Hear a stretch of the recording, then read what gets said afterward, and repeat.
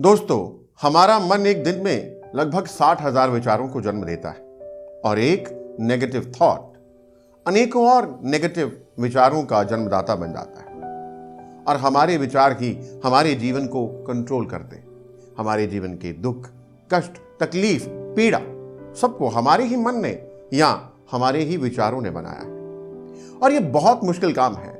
जितना कहना और सुनना, उससे कहीं ज्यादा इसको प्रैक्टिस करना मुश्किल है कि हम अपने एक एक विचार को मॉनिटर करें, ऑब्जर्व करें और निकाल दें जो नेगेटिव विचार है। पर आज की इस वीडियो में मैं आपको बताऊंगा एक बहुत ही पावरफुल टेक्निक जिसको अनेकों कामयाब लोगों ने इस्तेमाल किया है, जिसकी पावर को धर्म भी मानता है, जिसकी पावर को साइकोलॉजी मानती है, जिसकी पावर को साइंस मानती है, जिसकी पावर को स्पिरिचुअलिटी मानती है। और यदि आप इन तकनीकों को इस्तेमाल करेंगे तो अपने जीवन को सहज ही बदल देंगे। इसलिए मेरे साथ जुड़े रहें इस वीडियो में अंत तक। मैं एक बार फिर से आपका अपना गौरव विग आपका बहुत बहुत स्वागत करता हूं आज की इस जीवन बदल देने वाली वीडियो में। पर आगे बढ़ने से पहले यदि अभी तक आपने हमारे चैनल को सब्सक्राइब नहीं किया है तो अभी इस चैनल को सब्सक्राइब कीजिए ताकि हमारे प्रयासों को हम बहुत जल्द आप तक लेकर के पहुंच सकें और आप किसी भी इंपॉर्टेंट इंफॉर्मेशन से वंचित नहीं रह जाए। इस वीडियो को पसंद आने पर लाइक, शेयर और कमेंट अवश्य करके बताएं। जैसे एक मयान में दो तलवारें नहीं रहती, वैसे ही मैं आपको इस वीडियो में जो कारगर तकनीक बताऊंगा, यदि वो आपने अपने जीवन में अपना ली तो आपके जीवन में नेगेटिव विचार, नकारात्मक विचार पूरी तरह से समाप्त हो जाएंगे। और नकारात्मक विचार समाप्त होने से आपके जीवन में कष्ट, दुख, तकलीफें दोस्तों गायब सी हो जाएंगी। आगे बढ़ने से पहले मैं शुरुआत करूंगा एक कहानी से। ये कहानी एक नन्ही चिड़िया की। वो चिड़िया जो रेगिस्तान में है, वो चिड़िया जो रेगिस्तान की तपती गर्मी में, रेत में अपने जले हुए पंखों को कोस रही है, दुखी हो रही है। गर्मी ने उसके पंखों को जला दिया है।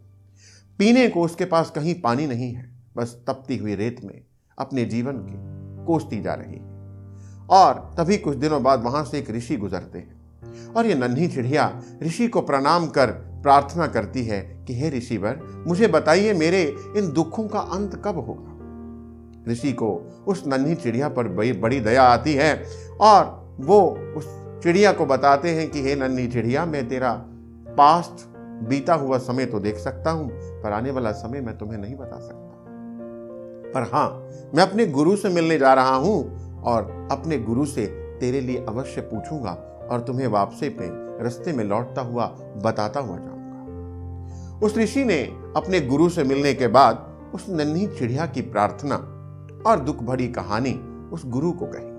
तो गुरु ने उस ऋषि को बताया कि इस नन्ही चिड़िया को अभी 7 जन्म इसी प्रकार और कष्ट में काटने होंगे, तब इसके दुखों का अंत होगा। ऋषि को यह सुनकर और भी पीड़ा हुई और ऋषि ने प्रार्थना करी कि गुरुवर, कोई तो रास्ता होगा, कोई तो उपाय होगा। तो गुरु ने कहा, उपाय है। तुम उस नन्ही चिड़िया को जाकर ये मंत्र जो मैं तुम्हें बताने जा रहा हूं बता देना और कहना कि यह मंत्र को दिन रात जपती रहे। तो गुरु ने ऋषि के कान में वो मंत्र कह दिया। जब वो ऋषि वापस लौटे, चिड़िया से सारी गुरु और ऋषि की वार्तालाप बताई और साथ में चिड़िया को मंत्र बता दिया। और मंत्र था, हे ऊपर वाले तेरा धन्यवाद, हे ऊपर वाले तेरा धन्यवाद। बस चिड़िया ने वह बात सुन ली और चिड़िया उस मंत्र को जपने लगी, इस वाक्य को बार बार बोलने लगी। वो ऋषि चले गए और कुछ समय बाद, थोड़े दिनों में जब वो वापस आए तो देखा कि एक जंगल से गुजरते हुए उन्हें एक चिड़िया की मधुर सुरीली आवाज सुनाई दे रही है। जब वो पास गए देखा तो ये तो वही चिड़िया थी। इसके नए पंख, सुंदर पंख पूरे शरीर पर देखकर वो ऋषि खुश भी थे पर साथ ही साथ हैरान भी थे। वो चिड़िया अब रेगिस्तान से उड़कर जंगल में रहती थी। उसके पास पीने को पानी था, खाने को भोजन था, पेड़ों की छांव थी और अपने सुंदर पर थे।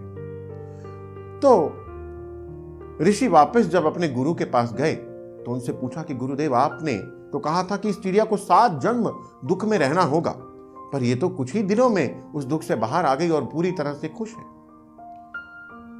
तब गुरु ने उसको बताया कि जब तुम उस चिड़िया को मंत्र बता करके गए तो चिड़िया भूख और प्यास के मारे रेत में गिर गई, पर उसके मुंह से अब हाय निकलने के बजाय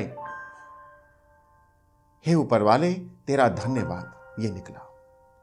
जब चिड़िया मरने की कगार पर भी थी तब भी उसके मुख से बार बार यही निकलता था, हे ऊपर वाले तेरा कोटि कोटि धन्यवाद। इसमें भी तेरा कुछ सोचा हुआ मेरे लिए फायदा ही होगा। और ऐसा करते करते जो 7 जन्मों का कष्ट था वो 7 ही दिनों में निकल गया और चिड़िया के नए पर निकलने शुरू हुए, जिससे चिड़िया का जीवन परिवर्तित हो गया। दोस्तों, ये धन्यवादी होना, ये ग्रैटिट्यूड, ये कृतज्ञता एक बहुत बड़ा विज्ञान है। जब हम कृतज्ञ होते हैं तो हमारा अवचेतन मन हमें और ज्यादा कारण देता है थैंकफुल होने के, धन्यवादी होने के, क्योंकि हम जैसा भीतर फील करते हैं वैसा ही ये बाहरी ब्रह्मांड हमें और देता जाता है। क्योंकि if you are waiting then you are not creating.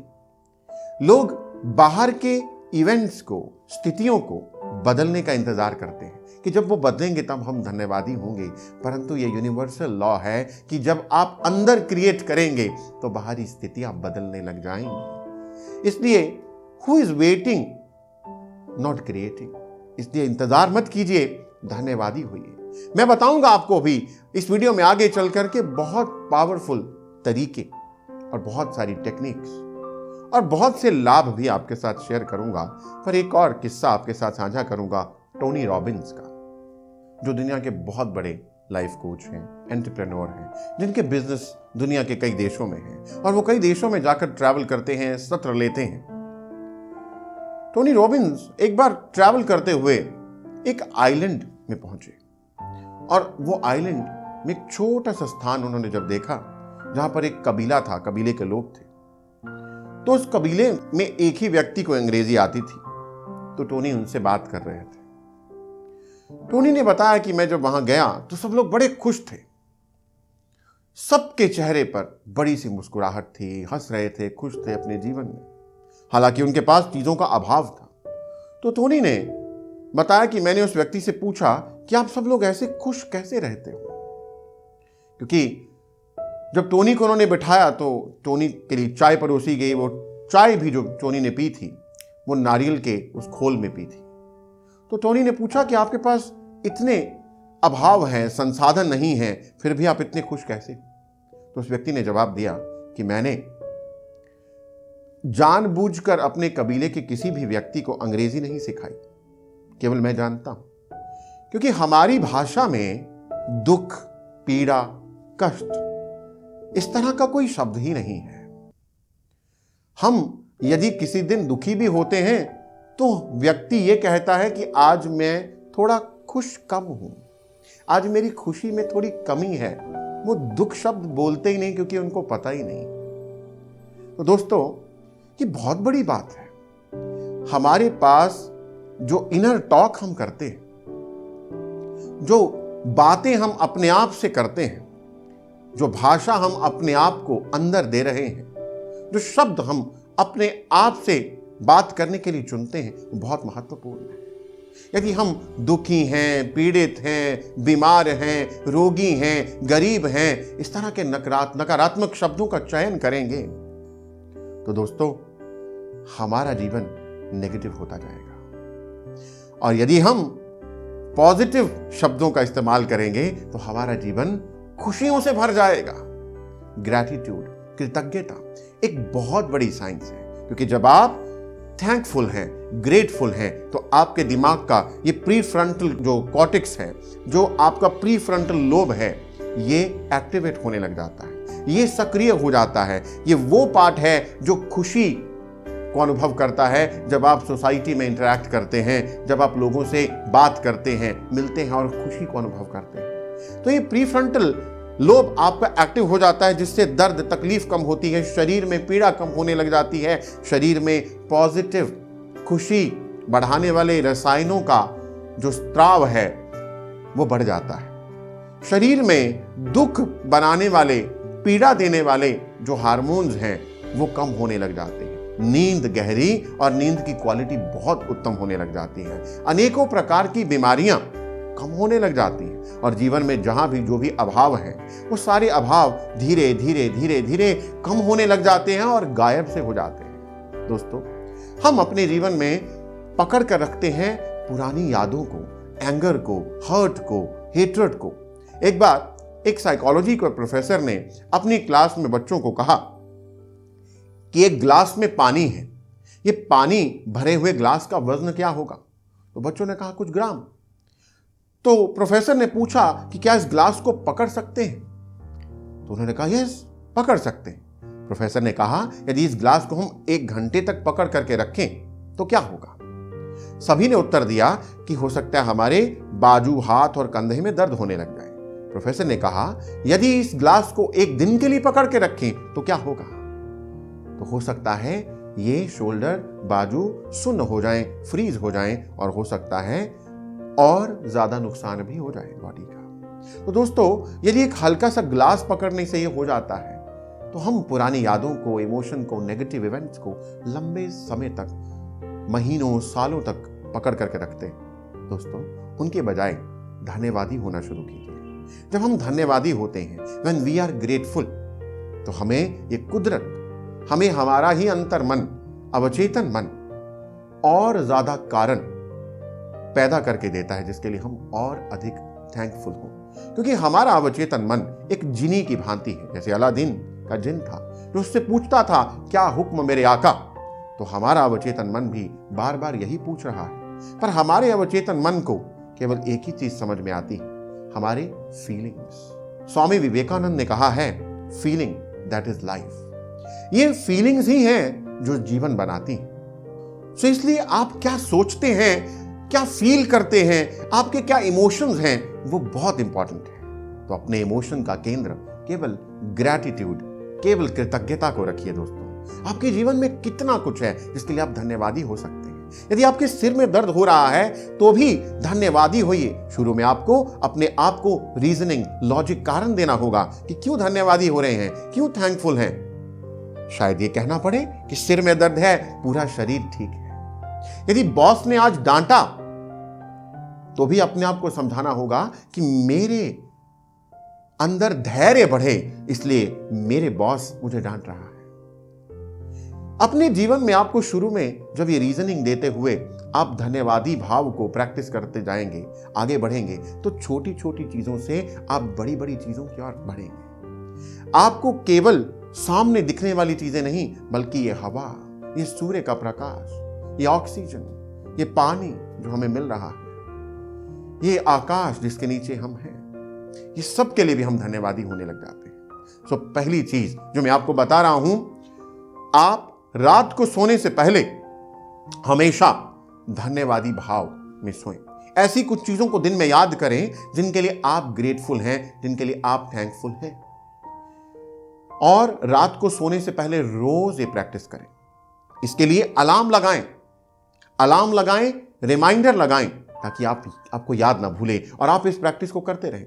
दूसरा, आप अपने आप को, जब भी आपका मूड अच्छा है, जब आप बहुत खुश हैं, जब आप बिल्कुल पीक पे हैं उस आनंद के, जॉय के, हैप्पीनेस के, तब अपने आप को एक चिट्ठी लिखें, तब अपने आप को ईमेल करें, तब अपने आप को मैसेज भेजें कि आज मैं इन इन इन इन चीजों के लिए धन्यवादी हूं, मेरे जीवन में सब नियामतें हैं जिनके लिए मैं ग्रेटफुल हूं, और अपने आप को वो चिट्ठी भेजें।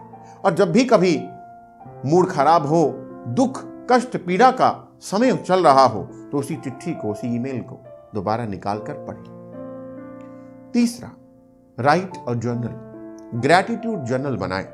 लिखें ऐसी चीजों को जिनके लिए आप धन्यवादी हैं। रोज अपने शरीर के लिए धन्यवादी हो सकते हैं, अपनी सुंदर आंखों के लिए धन्यवादी हो सकते हैं, अपने शरीर के एक एक अंग के लिए धन्यवादी हो सकते हैं। आपको वस्त्र मिलते हैं पहनने के लिए, आपके पास पैरों में पहनने के लिए जूते हैं, उनके लिए धन्यवादी हो सकते हैं। आपके पास धन है, उसके लिए धन्यवादी हो सकते हैं। आपके पास नौकरी, काम, पर्पस ऑफ लाइफ है, उसके लिए धन्यवादी हो सकते हैं। आपके पास घर है, आपके पास वाहन है, आपके पास ये सुंदर आकाश है, आपको सूर्य का प्रकाश मिलता है, आपको हवा मिलती है, आपको पानी मिलता है, आपको ऑक्सीजन मिलती है, आपके पास मित्र हैं, रिश्ते हैं, लोग हैं। आप अनेकों चीजों के लिए धन्यवादी हो सकते हैं। आप ऐसी चीजों को भी शामिल करते जाएं इस जर्नल में कि आप अपने अंदर के किन गुणों के कारण धन्यवादी हैं। आपके पास ज्ञान है, कला है, गुण है, शक्ति है, आपके पास क्रिएटिविटी पावर है, जो भी है आप लिखते जाइए। और जैसे जैसे लिखेंगे, क्योंकि लिखने से और बढ़ता है, ये मन और सोचता है, मन उसी दिशा में जाता है। सो इसलिए never miss, make this your life time routine, your habit, और इस पैटर्न को जीवन का ऐसा हिस्सा बनाएं और देखते ही देखते अपने जीवन को पूरी तरह से नए रंगों में रंग डालें। आशा करता हूं कि आज की वीडियो आपको बहुत पसंद आई होगी और ये भी उम्मीद करता हूं कि आप सभी इसको प्रैक्टिस करेंगे। Make gratitude a habit. एक एक श्वास में धन्यवादी होइए और देखिए आपका जीवन कैसे बदल जाता है। Thank you so much. I am so grateful that we are connected. Thank you.